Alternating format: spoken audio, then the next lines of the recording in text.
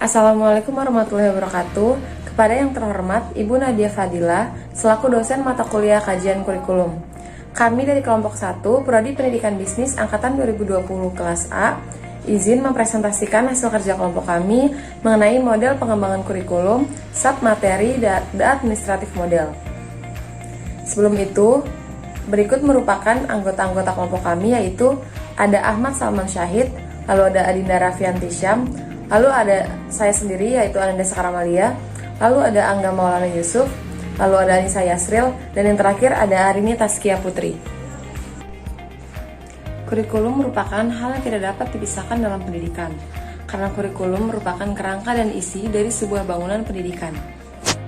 Kurikulum adalah suatu proses yang meliputi penetapan tujuan pembelajaran berdasarkan penilaian kebutuhan, pemilihan bahan dan metode yang sesuai bagi peserta didik, pengembangan bahan dan kegiatan pembelajaran, serta evaluasi hasil. Banyak model yang digunakan dalam pengembangan kurikulum.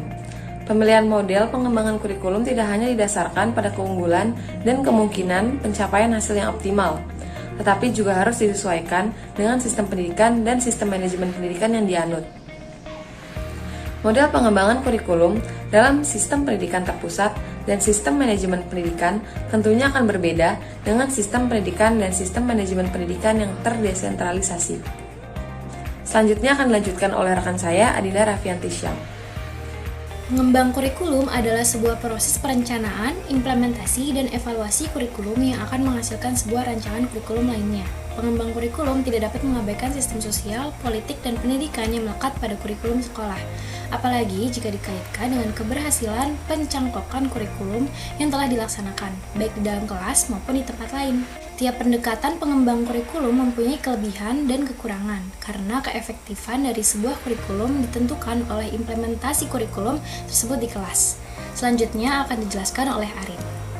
Administratif model adalah model pengembangan kurikulum tertua dan paling banyak digunakan. Ide pengembangan kurikulum berasal dari administrator pendidikan dan menggunakan prosedur administrasi. Dengan menggunakan kewenangan administratifnya, dibuatlah komisi atau tim pengelola untuk pengembangan kurikulum. Anggotanya terdiri dari pejabat bawahan, pakar pendidikan, pakar kurikulum, pakar disiplin keilmuan, dan pimpinan dari dunia kerja dan perusahaan. Tugas tim yaitu merumuskan konsep-konsep kunci, landasan, kebijakan, dan strategi kunci dalam pengembangan kurikulum. Selanjutnya, administrator membentuk tim kerja yang terdiri dari pakar pendidikan, pakar kurikulum, pakar disiplin akademik dari universitas dan fakultas senior, dengan peran bekerja terutama untuk menjelaskan konsep-konsep kunci dan kebijakan yang digariskan oleh tim pengarah. Misalnya, seperti merumuskan tujuan yang lebih operasional, memilih urutan materi, memilih strategi pembelajaran dan evaluasi, serta menyusun pedoman pelaksanaan kurikulum bagi guru. Setelah tim kerja menyelesaikan tugasnya, hasilnya akan ditinjau oleh tim pengarah dan tenaga ahli atau petugas lain yang kompeten. Pengembangan kurikulum ini disebut juga dengan prosedur atas ke bawah atau top down atau line staff, yaitu dalam pengembangan kurikulum terdapat beberapa tahapan prosedural yang harus dilakukan dengan bantuan beberapa tim. Selanjutnya akan dijelaskan oleh Angga. Karakteristik dari the administrative model. Nah, beberapa karakteristik yang ada pada model kurikulum ini yaitu diantaranya yang pertama, membuat keputusan atau kebijakan yang berkaitan dengan pengembangan kurikulum. Yang kedua, kurikulum ini tidak menjawab kebutuhan masyarakat yang berubah-ubah, akan tetapi cenderung mengarah pada mentalitas para senior atau birokrat dalam pendidikan. Yang ketiga yaitu bersifat sentralisasi. Nah, tahap pengembangan pada the administrative model langkah pertama yaitu mengembangkan ide awal yang dilakukan oleh penjabat tingkat atas yang membuat keputusan dan kebijakan terkait pengembangan kurikulum. Tim ini juga berperan sebagai tim pengarah dalam pengembangan kurikulum.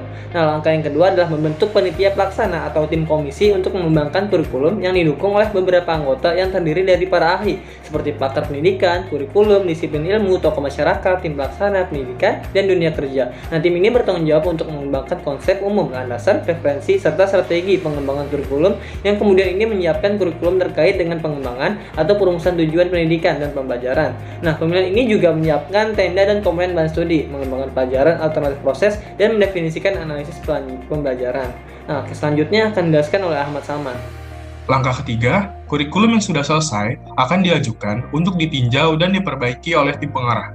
Kelompok ini melakukan penyesuaian antara aspek kurikulum secara terkoordinasi dan menyiapkan sistem dalam rangka tes maupun dalam rangka sosialisasi dan diseminasi.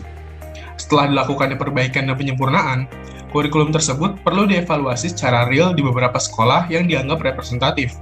Pelaksana uji coba adalah tenaga profesional yang tidak terlibat dalam penyusunan kurikulum tersebut.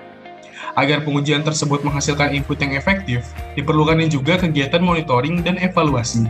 Kegiatan ini berfungsi untuk perbaikan dan peningkatan berdasarkan implementasi di lapangan. Kelemahan model administrasi yaitu kurikulum ini bentuknya konsisten dan terpusat, sehingga tidak sesuai bila diterapkan pada pendidikan yang menganut prinsip desentralisasi. Apalagi kurikulum ini kurang tanggap terhadap perubahan nyata yang dihadapi oleh para pelaksana kurikulum di lapangan. Kesimpulannya yaitu, The Administrative Model adalah model pengembangan kurikulum tertua dan paling banyak digunakan. Ide pengembangan kurikulum berasal dari administrator pendidikan dan menggunakan prosedur administrasi. Pengembangan kurikulum ini disebut juga dengan prosedur atas ke bawah atau top down atau line staff, yaitu dalam pengembangan kurikulum ini terdapat beberapa tahapan prosedural yang harus dilakukan dengan bantuan beberapa tim. Terdapat beberapa karakteristik yang ada pada model kurikulum The Administrative Model, yaitu membuat keputusan atau kebijakan yang berkaitan dengan pengembangan kurikulum.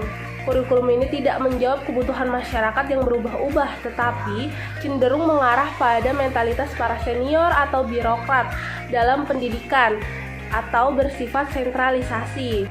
Pengembangan pada The Administrative Model terdiri dari beberapa tahap, yaitu tahap pengembangan ide awal, tahap membentuk panitia pelaksana, tahap peninjauan dan perbaikan oleh tim pengarah. Dan agar pengujian tersebut menghasilkan input yang efektif, diperlukan kegiatan monitoring dan evaluasi. Nah, itu dia penjelasan dari kami mengenai model administratif selaku model pengembangan kurikulum tertua dan paling banyak yang digunakan. Sekian dan terima kasih.